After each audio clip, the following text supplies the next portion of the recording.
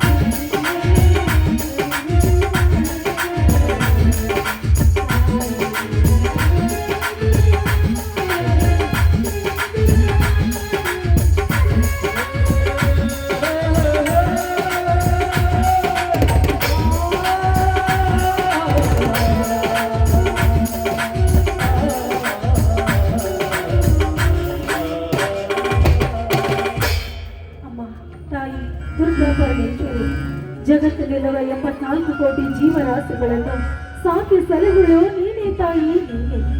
ಅಷ್ಟೇ ಅಲ್ಲಮ್ಮ, ಈ ಬಡವರಿಗೆ ಯಾಕೆ ಈ ರೀತಿ ಕಷ್ಟವನ್ನು ಕೊಡ್ತಾ ಇದೆಯಮ್ಮ, ಕಷ್ಟವನ್ನು ಕೊಡ್ತಾ ಇದೆಯಾ? ಈ ಬಡತನದಿಂದ ದೂರ ಮಾಡುವಂತ ನಿನ್ನಲ್ಲಿ ನಾನು ಬೇಡಿಕೊಳ್ತಾ ಇದ್ದೇನೆ. ನನ್ನ ಮೈದನ ಸಾಕಷ್ಟು ಶಾಲೆಯನ್ನು ಕಲಿತರು, ಕುಸ್ತಿ ಕಬಡ್ಡಿ ಅಂತ ಹಾಗೆ ಕೇಳ್ತಾ ಇದ್ದೇನೆ. ಇನ್ನೊಬ್ಬ ನನ್ನ ಮೈದನ ರಾಜು ಸಿಟಿಯಲ್ಲಿ ಓದ್ತಾ ಇದ್ದಾನೆ. ಅವನಿಗೆ ಆದಷ್ಟು ಬೇಗನೆ ಯಾವುದಾದರೂ ನೌಕರಿಯನ್ನು ಕರುಣಿಸಿ ಈ ಬಡತನದಿಂದ ನಮ್ಮನ್ನು ದೂರ ಮಾಡುತ್ತಾಯಿ, ದೂರ ಮಾಡು. ಈ ಊರಿನಲ್ಲಿ ನಾನೇ ಶ್ರೀಮಂತ ಅಂತ ಪ್ರತಾಪ್ ಬಡವರ ಚಂದನ ಮುರಿದು ಬರುತ್ತಾ ಇದ್ದಾನೆ. ಅಂತ ದುಷ್ಟರನ್ನು ಸರ್ವನಾಶ ಮಾಡಿ ನಮ್ಮಂತ ಬಡವರನ್ನು ರಕ್ಷಿಸುವ ಭಾರ ನಿನ್ನದಾಗಿದೆ ತಾಯಿ, ನಿನ್ನದಾಗಿದೆ.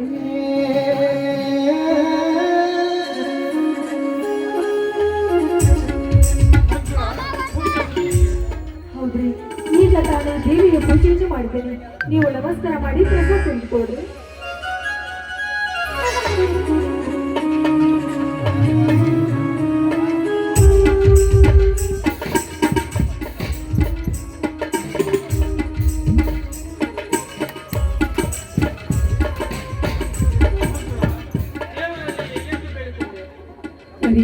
ಇವತ್ತು ಆ ದುರ್ಗಾದೇವಿಯ ಜಾತ್ರೆಯಲ್ಲಿ ಆ ಜಾತ್ರೆಯಲ್ಲಿ ಕುಸ್ತಿಯನ್ನು ಏರ್ಪಡಿಸಿದ್ದಾರೆ. ಅದಕ್ಕೋಸ್ಕರ ನನ್ನ ಮೈದನ ಕುಸ್ತಿಯಲ್ಲಿ ಭಾಗವಹಿಸಿದ್ದಾರೆ. ಪ್ರತಿ ಸಲದಂತೆ ಈ ಸಲ ಕೂಡ ಆ ಪ್ರತಾಪನ ಬಲಗೈ ಬಂಟನಾದ ಕರಿಯನನ್ನು ಸೋಲಿಸಿ ನನ್ನ ಮೈದನ ಜಯಶಾಲಿಯಾಗಿ ಬರಲಿ ಅಂತ ಆ ದುರ್ಗಾ ಮಾತೆಯಲ್ಲಿ ಬೇಡಿಕೊಳ್ತಾ ಇದ್ದೆ ಸ್ವಾಮಿ, ಬೇಡಿಕೊಳ್ತಾ ಇದ್ದೆ. ಮೈದನರ ಮೇಲೆ ನಿನಗೆ ಎಷ್ಟೊಂದು ಪ್ರೀತಿ ವಾತ್ಸಲ್ಯ, ನಿನ್ನಂತ ಹೆಂಡತಿಯನ್ನು ಪಡೆದ ನಾನೇ ಭಾಗ್ಯವಂತ. ಹಾ ಮಂಜುಳ, ಇಲ್ಲಿ ನಾನು ಎತ್ತುಗಳಿಗೆ ಮೇವು ಹಾಕಿ ಬರ್ತೇನೆ. ತಮ್ಮ ಅರ್ಜುನ ಬರುವ ವೇಳೆ ಆಯಿತು, ಊಟದ ವ್ಯವಸ್ಥೆ ಮಾಡುವ ನಡೆ. ಈಗಲೇ ಮಾಡ್ತೇನೆ.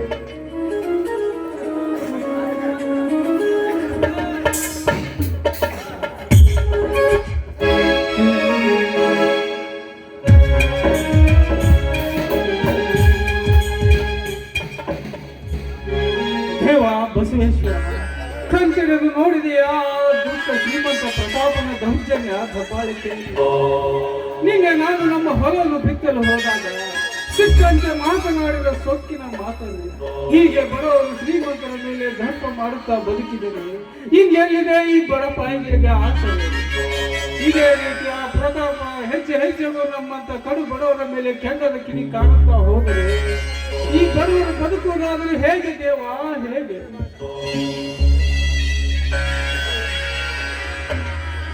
ಸ್ವಾಮಿ, ಯಾಕ್ರಿ ಯಾವಾಗಲೂ ಕುಲುಕುಲು ನಗುತ್ತಿರುವ ಈ ನಿಮ್ಮ ಮುಖ ಇವತ್ತ್ಯಾಕೋ ಸಪ್ಪಗಾಗಿದೆಯಲ್ಲ, ಏನಾಗಿದೆ? ಯಾಕ್ರಿ ನಿಮ್ಮ ಮೈಯಲ್ಲಿ ಹುಷಾರಿದೆ? ಏನಾಯ್ತು ಸ್ವಾಮಿ? ಹಾಗೆ ನಿಲ್ಲ ಮಂಜುಳ, ಆದರೆ ಏನಾಯ್ತು ಅಂತ ಹೇಳಿ ಸ್ವಾಮಿ, ಏನಾಯ್ತು? ಗಾಬರಿ ಪಡುವಂತ ವಿಷಯ ಏನಿಲ್ಲ ಮಂಜುಳ. ಹೊಲದಲ್ಲಿ ಒಂದು ಚಿಕ್ಕ ಜಗಳವಾಯ್ತು. ಹೊಲದಲ್ಲಿ ಜಗಳವಾಯ್ತೆ? ಅಯ್ಯೋ ಶಿಶುವ, ಯಾರ ಜೊತೆ ಜಗಳ ಮಾಡಿದ್ರೆ ಸ್ವಾಮಿ? ಯಾರ ಜೊತೆ ಬೇರೆ ಯಾರು ಅಲ್ಲ, ಆ ಪ್ರತಾಪನಿಗೂ ನನಗೂ. ಏನು ಆ ಶ್ರೀಮಂತರ ಜೊತೆ ಜಗಳ ಮಾಡ್ತಾರ? ಯಾಕ್ರಿ ಅವರ ಜೊತೆ ನೀವು ಈ ರೀತಿ ಜಗಳ ಮಾಡೋದು ಗೊತ್ತಿದೆ? ಯಾಕೋ ನನಗೆ ತುಂಬಾ ಭಯವಾಗ್ತಾ ಇದೆ ಸ್ವಾಮಿ, ತುಂಬಾ ಭಯವಾಗಿದೆ. ಇಂತಹ ಸಣ್ಣ ಪುಟ್ಟ ವಿಷಯಕ್ಕೆ ಭಯಪಟ್ಟರೆ ಹೇಗೆ? ಹುಲಿಯ ಆರ್ಭಟದಂತ ರಾಮ ಲಕ್ಷ್ಮಣರೇ ಸೂರಾದಿ ಸೂರರು ನನ್ನ ತಮ್ಮಂದಿರಿರುವಾಗ ಅವರು ಎಷ್ಟೇ ಆದರೂ ಶ್ರೀಮಂತರು, ನಾವು ನೋಡಿದ್ರೆ ಬಡವರು. ಅವರು ಹಣ ಇದ್ದವರು, ನಾವು ಹಣ ಇಲ್ಲವರು.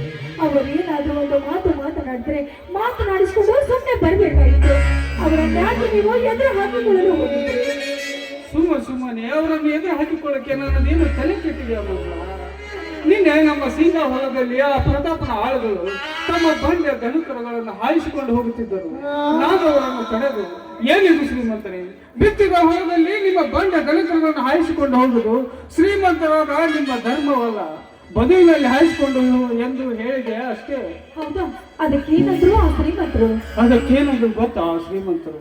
ಲೇ ಮಗನೇ ಹೇಮ, ನೀನು ಹೊಲ ಬಿತ್ತಿದರೇನು, ನಿನ್ನ ಹೊಲದಲ್ಲಿ ತುಂಬು ಬೆಳೆ ಇದ್ದರೇನು, ನನ್ನ ಮನಸ್ಸಿಗೆ ಬಂದಲ್ಲಿ ನಾನು ಹಾಯಿಸಿಕೊಂಡು ಹೋಗುತ್ತೇನೆಂದು ಸೊಕ್ಕಿನಿಂದ ಮಾತನಾಡಿದರು ಆ ಶ್ರೀಮಂತರು. ಆದದ್ದು ಆಗಿರ್ಬೇಕು. ಈ ವಿಷಯ ಏನಾದ್ರೂ ನನ್ನ ಮೈದಿನ ಅರ್ಜುನನಿಗೆ ಗೊತ್ತಾದ್ರೆ ಏನು ಮಾಡುದ್ರಿ? ತಂದೆ ತಾಯಿಗೆ ನಿಜವಾದ ದೇವರೆಂದು ನಮ್ಮಿಬ್ಬರನ್ನು ತನ್ನ ಹೃದಯದಲ್ಲಿಟ್ಟು ಪೂಜಿಸುತ್ತಿರುವ ಆ ನನ್ನ ತಮ್ಮ ಅರ್ಜುನನಿಗೆ ಈ ವಿಷಯ ತಿಳಿದರೆ ಹೆಣಗಳ ರಾಶಿಯೇ ಬಿದ್ದು ರಕ್ತದ ಕಾಲುವೆ ಹರಿಯುವುದರಲ್ಲಿ ಸಂದೇಹವಿಲ್ಲ ಮಂಜುಳ, ಸಂದೇಹವಿಲ್ಲ. ಈ ವಿಷಯವನ್ನು ನನ್ನ ಮೈದನಿಗೆ ತಿಳಿಸುವುದು ಬೇಡ. ನಮ್ಮಿಬ್ಬರಲ್ಲಿ ಇರುವುದು ಒಳ್ಳೆಯದು ಅಂತ ನನಗೆ ಅನಿಸ್ತಾ ಇದೆ. ಅರ್ಜುನನಿಗೆ ಈ ವಿಷಯವನ್ನು ತಿಳಿಸುವುದು ಬೇಡ ಸ್ವಾಮಿ, ಬೇಡ. ಹೌದು.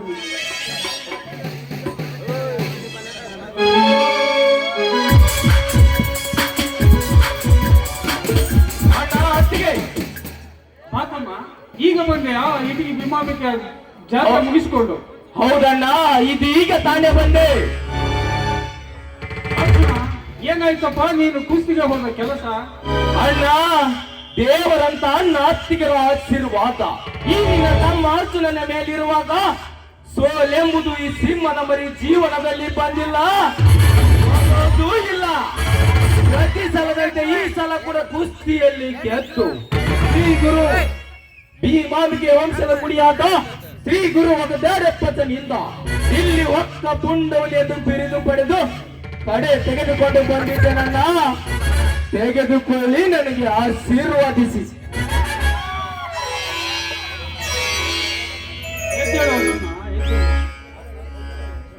ಅದೇನೋ ಅಣ್ಣ ಅತ್ತಿಗರಿಬ್ಬರು ಮೇಲ್ ಪರ್ವತದ ಬಂಡೆ ನಿಮ್ಮ ತಲೆ ಮೇಲೆ ಬಿದ್ದಂತೆ ಕಾಣುತ್ತಿದೆಯಲ್ಲ, ಏನದು? ಏನಿಲ್ಲಪ್ಪ, ಇಲ್ಲದ ವಿಷಯಕ್ಕೆ ತಲೆ ಕೆಡಿಸಿಕೊಳ್ಳಬೇಡ, ನಡೆ ಊಟ ಮಾಡುವಂತೆ. ಯಾಕಣ್ಣ, ಗಂಡು ಬೇರುಂಡ ಜೋಡು ಸರ್ಪದಂತೆ ಇನ್ನು ನಿನ್ನ ತಮ್ಮಂದಿರು ಜೀವಂತವಾಗಿರುವಾಗ ನಿನಗೇಕೆ ಭಯ? ಒಂದು ವೇಳೆ ಹೇಳದಿದ್ದರೆ ನನ್ನ ಮೇಲೆ ಆಣೆಯಾಗಿದೆ. ಹೇಳು, ಏನಾಯಿತೆಂದು? ಏನಿಲ್ಲಪ್ಪ, ನಿನ್ನೆ ಹೊಲದಲ್ಲಿ ಒಂದು ಚಿಕ್ಕ ಜಗಳವಾಯ್ತು ಅಷ್ಟೇ. ಏನು ಜಗಳವಾಯ್ತೆ? ಅಲ್ಲ, ಅದು ಯಾರ ಜೊತೆ? ಯಾರು ಅಲ್ಲಪ್ಪ, ಆ ಕಟುಕ ಶ್ರೀಮಂತ ಪ್ರತಾಪ. ಸೊಕ್ಕಿನ ಕೊಂಡೆ ಶ್ರೀಮಂತ ಪ್ರತಾಪ. ಅಣ್ಣ, ನಿನ್ನ ಶಿರ ಅರುತ್ತೇನೆಂದು ಬಗಳಿದನ, ಇಲ್ಲ ನಿನ್ನ ತಲೆ ಕಡಿತೇನೆಂದು ಬಗಳಿದನ? ಏನೆಂದು ಹೇಳಲ್ಲಪ್ಪ, ಅವನಾಡಿದ ಒಂದೊಂದು ಮಾತುಗಳನ್ನು ಕೇಳಿಸಿಕೊಂಡರೆ ಕಲ್ಲು ಬಂಡೆ ಅಂತಿರುವ ನನ್ನ ಎದೆಯ ಒಡೆದು ಚೂರು ಚೂರಾಗುತ್ತದೆಪ್ಪ, ಚೂರು. ಅಣ್ಣ, ನಮಗೆದುರಾಗಿ ನಿಂತಿರುವ ಆ ಕಟಕ ಶ್ರೀಮಂತ ಪ್ರತಾಪನ ದೇಹ ಈ ಭಾಗ ಮಾಡಿ ಅವನ ಎದೆಯಿಂದ ಪುಟಿದು ಹೊರ ಬರುವ ಬಿಸಿ ರಕ್ತವನ್ನು ಕೂಡಿದಾಗಲೇ ಈ ಅರ್ಜುನನ ಮನಸ್ಸಿಗೆ ಶಾಂತಿ. ಮೈದುನ, ಅದನ್ನೆಲ್ಲ ನಿಮ್ಮ ಅಣ್ಣನವರು ನೋಡಿಕೊಳ್ತಾರಪ್ಪ. ಈಗ ನೀವು ಹೊರಗಡೆ ಊಟ ಮಾಡುವಂತೆ ಬಾ ಮೈದುನ. ಅತ್ತಿಗೆ, ಇನ್ನೆಲ್ಲಿದೆ ಅತ್ತಿಗೆ ಈ ನಿನ್ನ ಮೈದುನ ಅರ್ಜುನನಿಗೆ ಊಟ? ಆ ಕಟಕ ಶ್ರೀಮಂತ ಪ್ರತಾಪನ ದೇಹ ಈ ಭಾಗವನ್ನಾಗಿ ಮಾಡಿ ಅವನ ದೇಹದಿಂದ ಪುಟಿದು ಹೊರ ಬರುವ ಬಿಸಿ ರಕ್ತವನ್ನು ಕೂಡಿದಾಗಲೇ ಈ ನಿನ್ನ ಮೈದುನ ಅರ್ಜುನನಿಗೆ ಊಟ. ಅರ್ಜುನ, ಹೌದು, ಮೊದಲು ನನ್ನದೊಂದು ಮಾತನಾಡಿಸ್ಕೊಡ್ತೀಯ? ಹೇಳಣ್ಣ, ಹೇಳು, ಅದು ಯಾವ ಮಾತಂತ? ಅರ್ಜುನ, ಮೊದಲು ನೀನು ಕುಸ್ಸಾಡುವುದನ್ನ ನಿಲ್ಲಿಸಬೇಕು. ಅಣ್ಣ, ಅಂದರೆ ನನ್ನ ನಿನ್ನ ಮಾತಿನ ಅರ್ಥ? ನೀನು ಪ್ರತಿಸಲದಂತೆ ಆ ಪ್ರತಾಪ್ನ ಆಳ ಬಲಗೈ ಗಂಡನಾದ ಕರಿಯನನ್ನು ಸೋಲಿಸಿ ಅವನಿಗೆ ಅವಮಾನ ಮಾಡುತ್ತಿದ್ದಕ್ಕಾಗಿ ನಿನ್ನನ್ನು ಕೊಲೆ ಮಾಡುತ್ತೇನೆ ಎಂದು ಹೇಳಿದ್ದಾನಪ್ಪ. ಅದು ಅಲ್ಲದೆ ನಮ್ಮ ಸಿಂಗ ಹೊಲದಲ್ಲಿ ತಮ್ಮ ಬಂಡ ದನಕರುಗಳನ್ನು ಹಾಯಿಸಿ 70,000 ಪೀಕನ್ನ ಲಾಸ್ ಮಾಡಿರುವನಪ್ಪ, ಲಾಸ್ ಮಾಡಿರುವನು. ಲೇ ಸೊಕ್ಕಿನ ಗುಣ್ಣಿ ಶ್ರೀಮಂತ ಪ್ರತಾಪ, ನೀನು ನಿಜವಾಗಲು ತಾಯಿ ಎದೆ ಹಾಲು ಕುಡಿದ ಗಂಡಸಿ ಆಗಿದ್ದರೆ ಈ ಅರ್ಜುನನ ಮುಂದೆ ಬಂದು ತೋರಿಸಬೇಕಿತ್ತು ನಿನ್ನ ಶ್ರೀಮಂತಿಗೆ ಪುಂಡಾಟಿಕೆಯನ್ನ. ಹೇಳಿ ಮೈದುನ, ಅದನ್ನೆಲ್ಲವನ್ನು ನಿಮ್ಮ ಅಣ್ಣನವರು ಹೋಗಿ ವಿಚಾರ ಮಾಡಿಕೊಂಡು ಬರ್ತಾರೆ. ನಡೆಯಪ್ಪ, ನೀನು ಒಳಗಡೆ ಊಟ ಮಾಡು. ಅತ್ತಿಗೆ, ಇನ್ನೆಲ್ಲಿದೆ ಅತ್ತಿಗೆ ಈ ನಿನ್ನ ಮೈದುನ ಅರ್ಜುನನಿಗೆ ಊಟ? ಆ ಕಟುಕ ಶ್ರೀಮಂತ ಪ್ರತಾಪನ ದೇಹ ಈ ಭಾಗ ಮಾಡಿ ಅವನ ಎದೆಯಿಂದ ಪುಟಿದು ಹೊರ ಬರುವ ಬಿಸಿ ರಕ್ತವನ್ನು ಕುಡಿದಾಗಲೇ ಈ ನಿನ್ನ ಮೈದುನ ಅರ್ಜುನನಿಗೆ ಊಟ. ಅರ್ಜುನ, ಹಾಗೆಲ್ಲ ಹಠ ಮಾಡಬೇಡಪ್ಪ. ನಿನ್ನ ಹಠವನ್ನು ಸ್ವಲ್ಪ ನಿಲ್ಲಿಸು. ಇಲ್ಲಣ್ಣ, ಇಲ್ಲ. ಈಗ ಹೇಳು, ಏನು ಮಾಡಲಿ ಆ ಕೆಟ್ಟ ಕುಲದ ಶ್ರೀಮಂತ ಪ್ರತಾಪನನ್ನು? ಅವನನ್ನು ದರದರನೆ ಎಳೆದು ತಂದು ನಮ್ಮೂರಾಗಿ ಸೇರಿ ನಿಂದಿರಿಸಿ ಅವನನ್ನು ಕತ್ತರಿಸಿ ಚೆಲ್ಲಲು, ಇಲ್ಲ ಅವನನ್ನು ಇಂಚಿಂಚಾಗಿ ಕತ್ತರಿಸಿ ಅವನ ರಕ್ತ ತಂದು ನಮ್ಮ ನಾಯಿಗೆ ಹಾಕಲು, ಇಲ್ಲ ಅವನನ್ನು ಜೀವಂತವಾಗಿ ಉಗಿದು ಬೀಳು. ಹೇಳಣ್ಣ, ಹೇಳು, ಏನು ಮಾಡಲಿ ಕೆಟ್ಟ ಕುಲದ ಶ್ರೀಮಂತ ಪ್ರತಾಪನನ್ನು? ಅರ್ಜುನ, ನಿಮ್ಮ ಅಣ್ಣನವರು ಹೇಳ್ತಿರೋ ಮಾತನ್ನು ಸ್ವಲ್ಪ ಕೇಳಪ್ಪ. ದೊಡ್ಡ ದೊಡ್ಡವರಾದವರು ಆ ಶ್ರೀಮಂತರನ್ನು ಬಡವರಾದ ನಾವು ಎದುರು ಹಾಕಿಕೊಳ್ಳೋದು ಸರಿಯಲ್ಲ. ಈ ನಿನ್ನ ಆವೇಶವನ್ನು ನೋಡ್ತಾ ಇದ್ರೆ ಯಾಕೋ ನನಗೆ ಭಯವಾಗ್ತಾ ಇದೆ ಮೈದುನ, ಭಯವಾಗ್ತಾ ಇದೆ. ಅತ್ತಿಗೆ, ದೊಡ್ಡ ದೊಡ್ಡ ಶ್ರೀಮಂತರಿಗೆ ನಾವು ಹೆದರಿ ಕೈಲಾಗದ ಸಣ್ಣರಂತೆ ತಲೆ ತಗ್ಗಿಸಿ ಬಾಳಿದರೆ ಆ ಶ್ರೀಮಂತರು ನಮ್ಮಂತ ಕರುಬರವರ ಎದೆಗೆ ಒತ್ತು ನಿಲ್ಲುತ್ತಾರೆ ಈ ಸಮಾಜದಲ್ಲಿ. ಅರ್ಜುನ, ಹಸಿದ ತೋಳಗಳು ಮೇಕೆ ಜೊತೆ ಕಾದಾಡಲು ಸಾಧ್ಯವೇ? ಗಂಡು ಬೇರೂರಿನಂತ ಕೋಳಿ ಪೀಳಿಗಳು ಕಾದಾಡಲು ಸಾಧ್ಯವೇ? ಅದರಂತೆ ಆ ಪ್ರತಾಪನಂಪ ಮದವೇರಿದ ಮದ್ದಾನೆ ಇದ್ದಂತೆ ಈಗಿನ ಸಮಯದಲ್ಲಿ ಅವನೊಂದಿಗೆ ಕಾದಾಡುವುದು ಸರಿಯಲ್ಲಪ್ಪ. ನೀನು ಸ್ವಲ್ಪ ಸಮಾಧಾನ ತೆಗೆದುಕೋರು. ಒಂದು ವೇಳೆ ಈ ನನ್ನ ಮಾತನ್ನು ಮಿಕ್ಕಿ ನಿನ್ನ ಮಾತನ್ನು ನೀನು ಸಾಧಿಸಲು ಹೊರಟರೆ ನಿನಗೆ ನಿನ್ನ ತಾಯಿಯ ಮೇಲೆ ಆನೆ ಆಗಿದೆ. ಅಣ್ಣ, ಆಗಲಿ ಅಣ್ಣ, ಆಗಲಿ. ನೀನು ಹೇಳಿದಾಗೆ ಕೇಳುತ್ತೇನೆ. ಬಡವರ ಚೆಂಡು ಮುರಿದು ಸೊಕ್ಕಿನಿಂದ ಮೆರೆತಿರುವ ಬಾಂಡರಿಗೆ ನಾನು ಸೇಡಿನ ಸರ್ಪವಾಗಿ, ಈ ಕನ್ನಡ ತಾಯಿನಾಡಿಗೆ ಕೇಡು ಬಗೆಯುವ ನರ ರೂಪದ ನರ ರಾಕ್ಷಸರಿಗೆ ನಾನು ದಿಲ್ಲಿ ಹೊತ್ತ ಕೊಂಡ ಹುಲಿಯಾಗಿ ಈ ಊರಿನ ಜನರ ಏಳಿಗೆಗಾಗಿ ದುಡಿಯುವೆ. ಅಣ್ಣ ಅತ್ತಿಗರದ ನಿಮ್ಮ ಮಾತಿನ ಇಚ್ಛೆಯಂತೆ ನಡೆಯುವೆ. ಮೈದುನ, ನಿನ್ನ ಮಾತನ್ನು ಕೇಳಿ ನನಗೆ ತುಂಬಾ ಸಂತೋಷವಾಯ್ತಪ್ಪ, ಸಂತೋಷವಾಯ್ತು.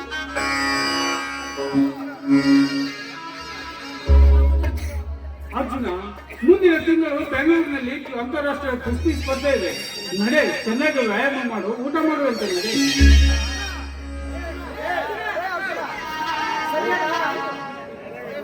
ಆಯ್ತಣ್ಣ. ನೋಡಿದೆ ಯಾವ ಮಂಗಳ, ನನ್ನ ತಮ್ಮನ ಒಂದೊಂದು ಮಾತುಗಳನ್ನು ಕೇಳಿದರೆ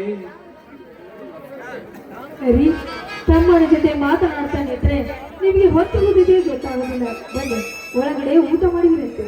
ಮಂಜುಳಾ, ತಮ್ಮನ ಒಂದೊಂದು ಮಾತುಗಳನ್ನು ಕೇಳಿ ಈಗಿನ ಗಂಡನ ಹೊಟ್ಟೆ ಹಸಿದ ಹೊಟ್ಟೆ ತುಂಬಿದಂತಾಗಿದೆ. ಇದೇ ಖುಷಿಯಲ್ಲಿ ಇಂಪಾದ ಗೀತೆ ಹೊರಹೊಮ್ಮಲಿ ನಿನ್ನ ಕಂಠದಲ್ಲಿ. ಖುಷಿಯಾಗುತ್ತೆ. ನನ್ನ ಹಾಡಿನಿಂದ ನಿಮಗೆ ತೃಪ್ತಿ ಆಗ್ತದೆ ಅಂದ್ರೆ ಖಂಡಿತವಾಗಿಯೂ ಮಾಡ್ತೇನೆ.